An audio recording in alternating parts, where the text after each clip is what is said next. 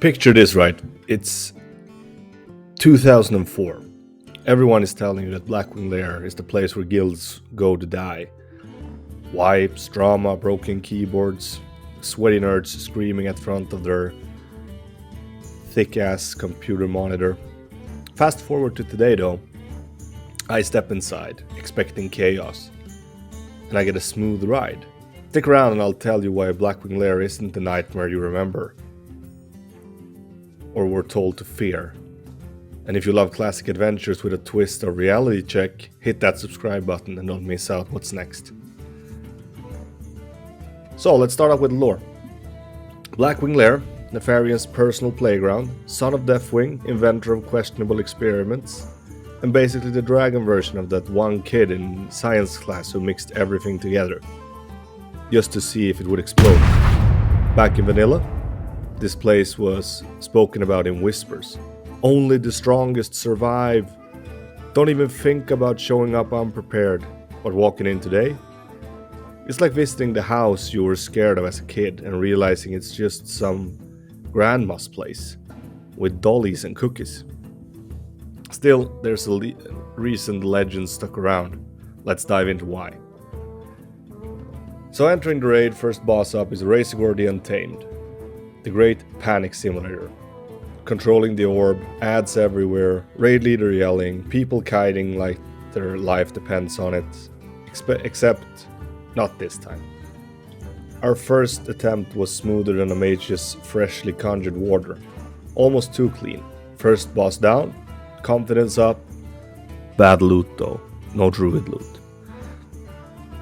Next up we're heading to the guild breaker, Valestras the Corrupt, the burnout king. Supposed to burn your mana and patience to the ground. We didn't wipe here, we just blew it off, but I didn't realize I could hearthstone to drop my burning adrenaline, so I lost my precious world buffs. And I got laughed at in raid chat for it. But anyways, progress is up, let's go. Next up is Broodlord Lashlayer. And the Broodlord, well, let's say I noticed the suppression room more than the boss itself.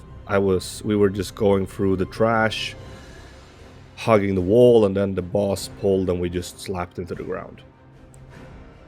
It's like we blinked and he's gone. It almost felt rude not to do a slash clap and just be a little bit proud of our raid's performance. Next up is the Triple Dragon Challenge, Firemaw, Ebon Rock, and Flamingore. Each one separately though, I think the developers lost a little bit of inspiration when they just took the same dragon model and redid it 3 times with like almost the same mechanics.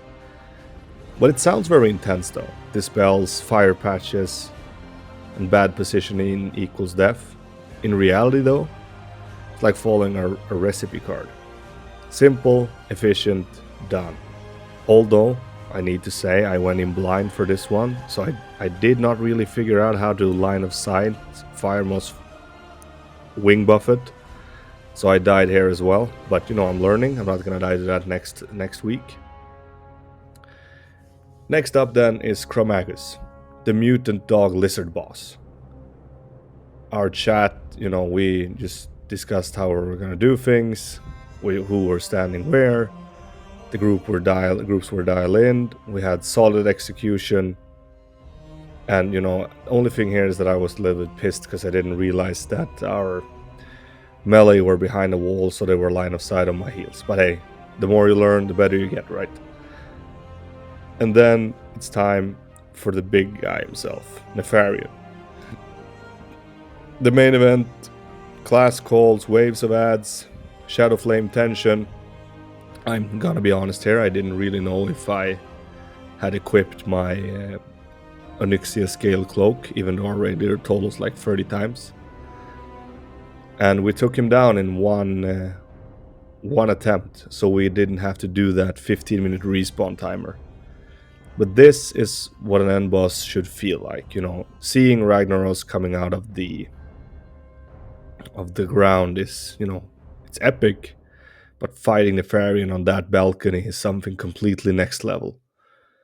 What about you? I want to hear your first Nef kill story in the comments. I read every single one of them.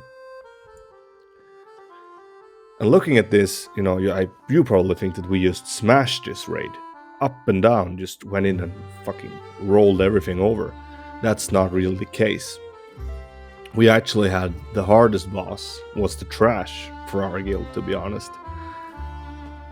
After Firemaw, before Ebon Rock and Flaming Core, we were gonna deal with these Draconoids. And the Draconoids get random abilities. They get elemental resistances, they might stun, they might turn around and just slap people over. And first couple of times we had really bad luck with our abilities, so all of our tanks were getting stunned and we were getting face rolled by these ads like for 3 or 4 times. So we had a couple of wipes there, but it was just adding to that classic energy. First off, a little bit of bans in the Discord, and then it turns into a little bit more of a serious thing. And then we eventually took them down and just were smooth sailing for the rest of the raid. But let's talk about what really matters here, right? The loot, the epics, the purples. Why you raid in the first place. So you can get these things and brag about your performance in Orgrimmar or Stormwind.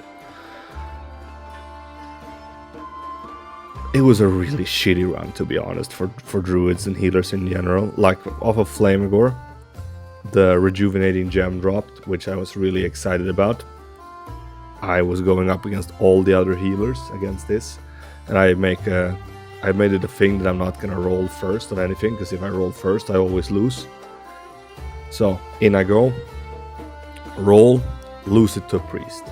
Gets fucking wrecked. And after that, there's not much healing gear whatsoever until we come up to Chromagus. And Chromagus drops the tier shoulders, tier 2 shoulders. And before this raid, I actually got my tier 2 head from Onyxia, and the last Molten Core I did, I got my tier 2 legs from Ragnaros. Which means that if I got one piece, I would get the free set. And for rest of druids, the free set is absolutely massive.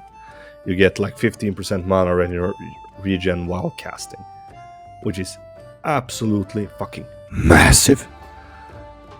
Anyway, the shoulders drop. Me and my druid friend, we were about to roll on it, and the guy just passes it to me after I dropped like a 93 roll, which was really sweet of him, even though he has like the wild growth pauldrons from Molten Core, which are best in slot. The Stormrage shoulders aren't best in slot, but hey, I look sick as fuck, so I'm gonna keep these for now until I get something better. I mean, just look at the druid, look at my character, like I look like a real champion.